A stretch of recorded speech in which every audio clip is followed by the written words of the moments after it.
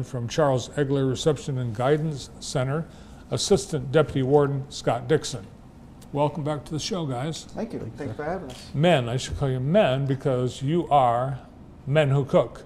Oh, one of us is men One of who you cook. Yeah, tomorrow One night. of us is the assistant. Okay. Well, someone's got to Right. be the sous chef, Yeah, wash that's the right. pans. Yeah. Yeah, so tomorrow night is Men Who Cook, the Aware Men Who Cook, 14th annual. And again, this year, you guys are in it. Yep. Noah says that you are the cook at the place, Noah, or Scott. I am. Yep. I do have a background in cooking.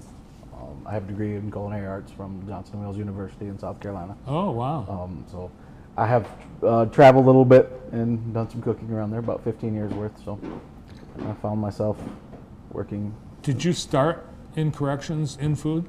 I did. Yep. I started as a food service worker at the Charles Egler Reception Guidance Center and worked my way all the way up to where I am now. So I'm very thankful. Nice. What's on the menu? What are you guys cooking tomorrow? We're going to make a classic chicken makhani, or is a butter chicken, so an Indian butter chicken. Jasmine rice, naan bread. So do something a little bit different. That sounds good. Let me tell you, Bart, he's being really humble, okay, because we participated last year, and I know this week is restaurant week and all that here in Jackson, but there's not going to be a better chef around than Scott, all kidding aside. The folks kept coming back last year to the table to taste his food, and it was amazing. All kidding aside, amazing. And, you know, I know he's got something brewing that's going to be phenomenal again. I'll have to stop by. It sounds great. Thank you, sir. What did you make last year? We did braised short ribs, whipped potatoes, and a wine reduction. So, That's creative, and usually it's something that's like a goulash or a soup or a chili because you're cooking for the masses. Right. So it's neat to see that creativity. It's a great event. If you have not yet made plans for tomorrow night, Men Who Cook, you will definitely not leave hungry. You are going to get, A lot of food. a lot of food. And brings, there's 50-50 in Yep. baskets and stuff too. Tip jar. I think we won top tips last year. You We did. We as a team did. Again, it is a great event. As you know, I'm very familiar with the executive director. It's my sister. Yeah. And Ware Shelter does a great job in our community, and they've worked real hard at providing services for survivors here in town. And you know, I know it's something that they're looking forward to and hope to put on a great event. And I talked to my sister before we started, and I think they've sold 125 tickets, but you know, still have plenty of space to sell some more. So, you know, like you said, if you got time tomorrow night, come on out because it's a great event and there'll be a lot of great food. You don't even need to make advance ticket purchase. Just show up at Art 634 tomorrow night. And it's very casual. You just walk around and eat. Yeah, right. Yeah. Well, this is the time of year you folks are working as an organization, the whole MDOC Corrections in Jackson, for hiring. Yeah. You've got some upcoming events. Yeah, you know, we've kind of this fiscal year beginning in October, we've kind of switched the way we bring folks into our facilities. You know, it used to be we were recruiting specific sites. Now we're recruiting for the Jackson area and focusing on the higher vacancy facilities. Scott and Warden Chrisman over at RGC have the current academy that's going on right now at Green Oaks Academy. I think they have 41 recruits at the academy, and we're getting ready. We're recruiting for our February academy, which folks will be going to the Cotton Correctional Facility. We've got a couple hiring events coming up here in November and the beginning of December, November 20th, and then in December again as well at our recruitment office. And all four facilities are coming together, recruiting as hard as we can to get folks in and create opportunities for folks to have great careers in corrections. So. Can someone pick where they want to apply? Like maybe they have someone they know at Charles Egler, or they like to be in healthcare and want to be at Dwayne Waters. Can they choose where once they pass the academy, where they go? Well, we have, again, for the Jackson area, we're recruiting for the Jackson area. So, you know, it used to be, we had a process in place where we would kind of, I don't want to say cater, but it would be kind of set up like that. Now our process is, if you're going to be a corrections officer, we're recruiting for the Jackson area. Okay. We're not recruiting for a specific site. We're kind of focused on the higher vacancy areas. So we're focused on that. That's hence why RGC has the 41 current at the current academy going to RGC. Now, if you're interested in another position, those are postings that are posted site specific. So if we have a prison counselor position, we post that for the Parnell Correctional Facility, or if it would be RGC or whatever it may be. But as corrections officers, we're just focusing on the Jackson area. So what do you like about RGC, which is Reception and Guidance Center at Charles Egler? What is it about that facility that you like, Scott? You know, I've been there since the start. I've left with the central office as a trainer. I went to SMT with Warden Nagy as an inspector, and I've always come back. It's always for the people. We have a great staff. They always have a great work ethic. Everybody comes to work. Everybody's a big team, a big family.